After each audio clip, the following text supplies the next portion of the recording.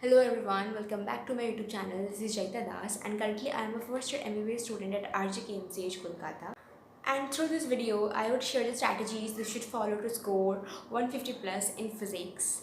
Because physics is a subject which is a nightmare of almost all the NEET aspirants because there are so many formulas, there are so many concepts to remember. That's why physics becomes one of the toughest subject in NEET, and that's why most of the NEET aspirants are afraid of this subject, and an average student find it really difficult to score 150.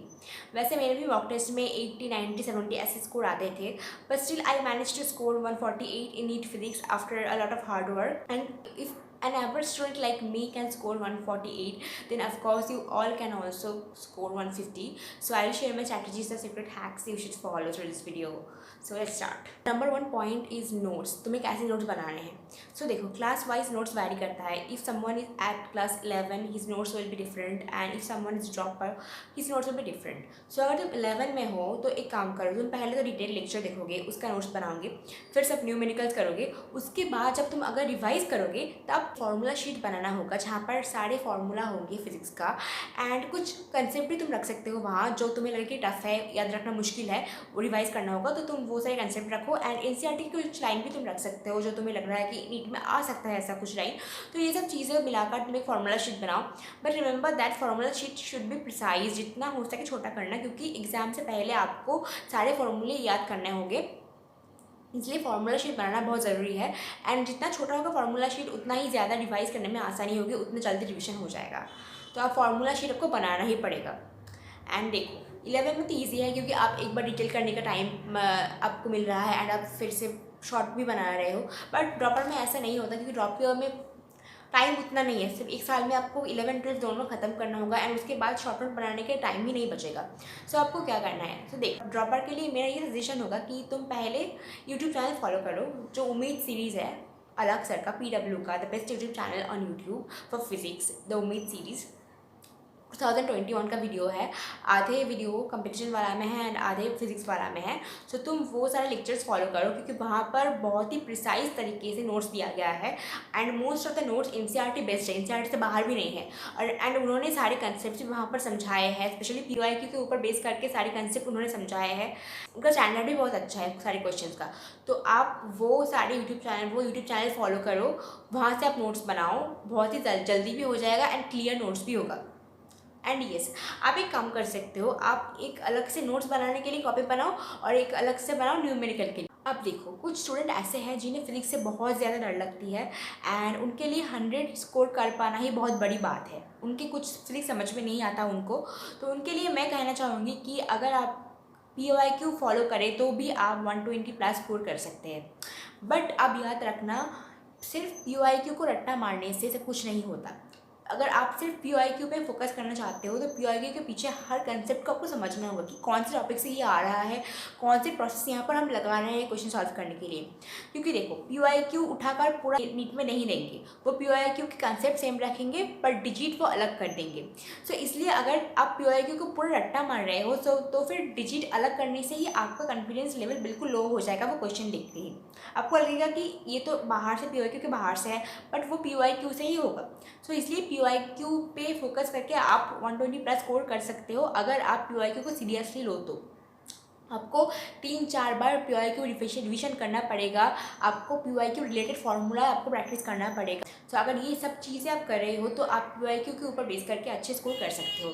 So for those students who want to do everything from PYQ, उनके लिए मैं एक YouTube channel suggest करूँगी, and game by Vikrant Kiran Unacademy का, the best YouTube channel for solving PYQ. क्योंकि वहाँ पर वो सिर्फ PYQ सॉल्व नहीं करवाते, वो एक टॉपिक लाते हैं, उनमें से सारे फार्मूलाज वो लाते हैं, वो दिखाते हैं, उसके बाद वो PYQ करवाते हैं एंड PYQ के पीछे कुछ जो कंसेप्ट है वो भी वो याद करवा देते हैं. तो the best YouTube channel for solving PYQ as I said. Now it comes to the books, तुम्हें कौन से बुक फॉलो करनी चाहिए? देखो, मैंने पहले तो HC वर्मा खरीदी थी and after solving questions from that book I just realized that this book is not for me. This book is for those students who are really good at physics and who are preparing for IIT and JEE everything. NEET aspirant इसे avoid करे तो ही अच्छा है। But हाँ, कुछ NEET aspirant है जिनका level बहुत ही ज़्यादा हाई है, जिनका आईक्यू बहुत अच्छा है, तो वो फॉलो कर सकते हैं, उनकी पर्सनल चॉइस है। बट क्योंकि मैं एक एवरेज स्टूडेंट हूँ, तो मैं स्टूडेंट को यही सजेस्ट करूँगी कि आप AC वर्मा ना ले।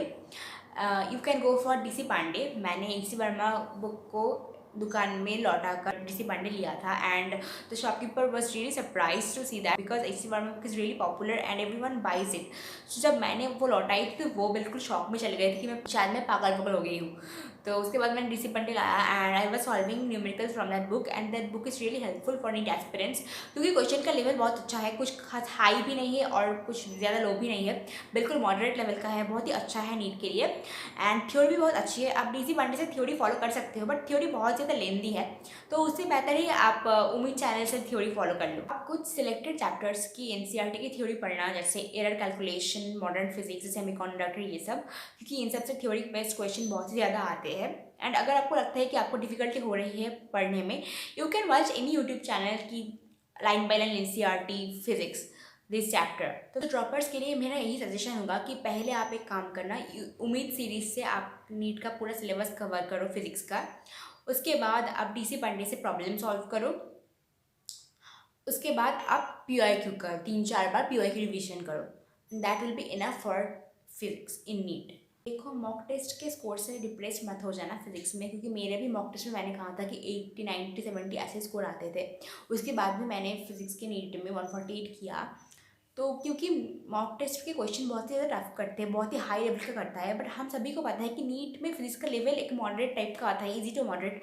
हाँ, 2021 में क्वेश्चन थोड़ा टफ हो गया था, बट स्टिल अगर आप वहाँ PYQ करके जाते तो भी आपका स्कोर 100 to 120 आ सकता था, क्योंकि most of the question easy थे। बट हाँ, बहुत सारे क्वेश्चन टफ भी थे, बट वो सारे क्वेश्चन NCERT के सॉल्व एग्जाम्पल से ही था। So don't ignore the NCERT solve example, वो अच्छे से करके जाना, क्योंकि वहाँ से भी टफ टफ क्वेश्चन दे सकते हैं। PYQ को 3-4 बार रिवाइज करना। कुछ क्वेश्चन तुम्हें लग रहा है कि कुछ क्वेश्चन आसान है, मुझे रिवाइज करने की ज़रूरत नहीं है, बट फिर भी रिवाइज करना, क्योंकि एग्जाम एम्बियंस में आसान आसान क्वेश्चन भी टफ लगने लगते हैं। अगर तुम जितना बार रिवाइज करोगे उतना ही तुम कंफर्टेबल हो जाओगे उस क्वेश्चन से।